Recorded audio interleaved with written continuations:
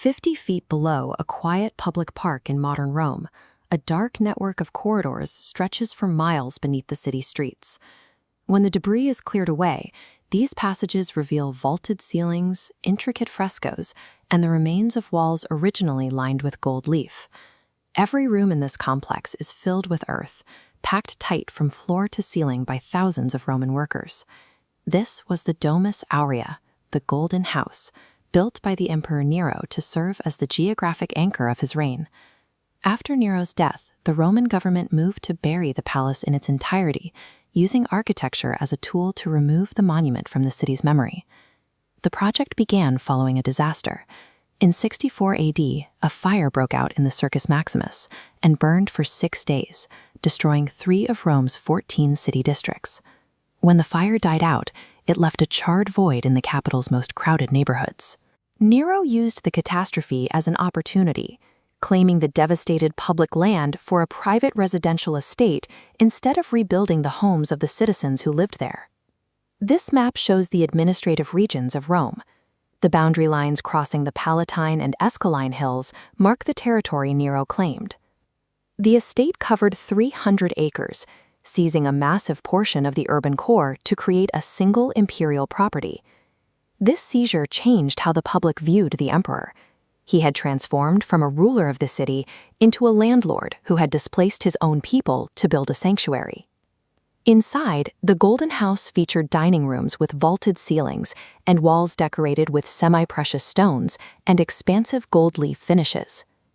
Nero engineered a countryside landscape within the city walls, planting vineyards and pastures where imported wild animals were kept. At the center of the grounds was a large artificial lake, fed by diverted aqueducts and surrounded by marble porticos.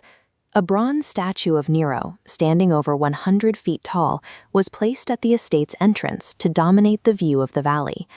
While the emperor enjoyed his private parkland, the citizens displaced by the fire were forced into crowded settlements outside the estate's walls.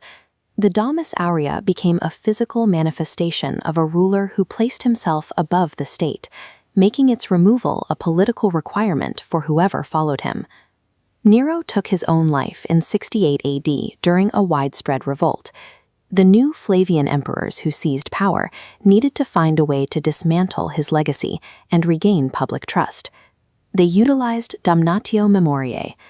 Damnatio memoriae is a Roman legal practice involving the systematic erasure of a person's name, statues, and physical monuments from all public spaces.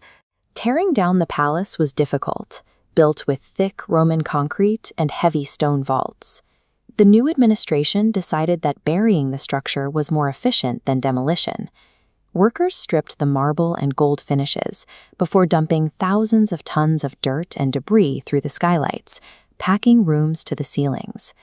The packed earth stabilized the lower vaults, allowing the Flavians to use the buried palace as a foundation for a new public bath complex built directly on top of it.